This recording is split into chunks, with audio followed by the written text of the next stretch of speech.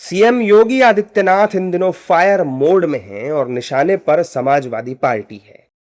इसी के चलते सुल्तानपुर में जनसभा के दौरान सीएम योगी आदित्यनाथ ने समाजवादी पार्टी पर बड़ा हमला बोला। उन्होंने एक बड़ा खुलासा करते हुए दावा किया कि लखनऊ में सपा से जुड़े एक भूमाफिया ने 120 एकड़ जमीन पर अवैध कब्जा कर रखा था, लेकिन जैसे ही उसके खिलाफ एफआईआर दर्ज हुई, वो अगले दिन बाप बाप चिल्लाते हुए खुद सरेंडर करने पहुंच गया। इस बड़ी कार्रवाई का जिक्र करते हुए उन्होंने कहा कि अब उत्तर प्रदेश में गुंडागर्दी और अवैध कब्जे बिल्कुल बर्दाश्त नहीं किए जाएंगे। एयरपोर्ट, लखनऊ एयरपोर्ट के पास 120 एकड़ का एक चेक था।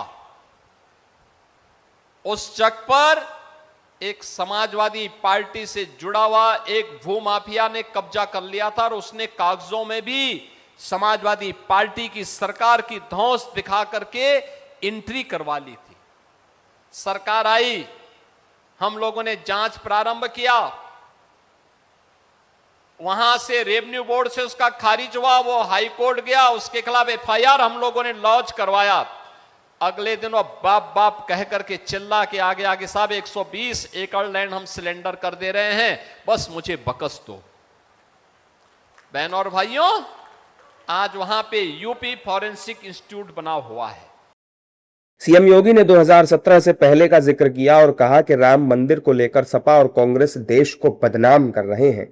अब गिरगिट भी कहता होगा कि ये लोग तो मुझसे भी ज्यादा रंग बदलते हैं। बाबरी ढांचा, गुलामी का ढांचा, बाबरी जैसा ढांचा जब हट रहा था, जो लोग उस समय बाबरी ढांचे के लिए घड़ियाली आंसू बहा रहे थे और जो मंदिरों के विकास में लगने वाले पैसे को कब्रिस्तान की बाउंड्री वाल में खर्च करते थे, वे आज हमें आस्था के बारे में सिखाते हैं। वे आज आस्था के बारे में बता रहे हैं। यानी आस्था नहीं है, आस्था के नाम पर हिंदू धर्म संस्कृति पर, भारत की आस्था पर प्रहार करना इन लोगों की एक कुटिल चाल है। और इस कुटिल चाल में मैं इसीलिए कहता हूं, इस कुटिल चाल को देख करके अब गिरगिट भी शर्माने लग गया होगा कि चलो मुझसे भी तेज रंग बदलने वाली कोई एक नई प्रजाति आ गई है, वो समाजवादी पार्टी के रूप में या कांग्रेस के रूप में। इस दौरान सीएम योगी ने कहा कि पहले सार्वजनिक और गरीबों की कीमती जमीनों पर कब्जा करना कुछ लोगों की आदत बन चुकी थी। हमारी सरकार बनते ही साफ कह दिया गया था कि जिसने भी अवैध कब्जा किया है वो 24 घंटे के भीतर उसे खाली कर दे, नहीं तो सरकार को खाली कराना अच्छी तरह आता है। जहां देखो कोई सार्वजनिक जमीन, कोई समाजवादी पार्टी का गुंडा वहां जाके सपा का झंडा लगा करके जबरन कब्जा कर लेता था।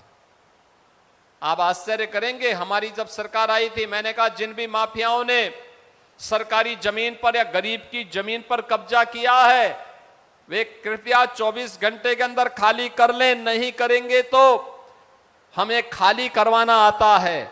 64,000 एकड़ लैंड हम लोगों की खाली हुई थी, 64,000 एकड़ की लैंड।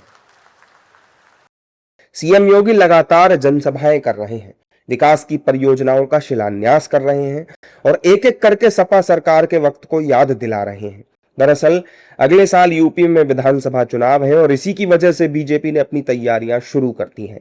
बीजेपी के राष्ट्रीय अध्यक्ष नितिन नवीन भी यूपी में एक्टिव हो चुके हैं। बड़ी बात यह भी है कि इस बार का यूपी चुनाव सीएम योगी और बीजेपी के राष्ट्रीय अध्यक्ष नितिन नवीन के लिए साख का चुनाव भी है।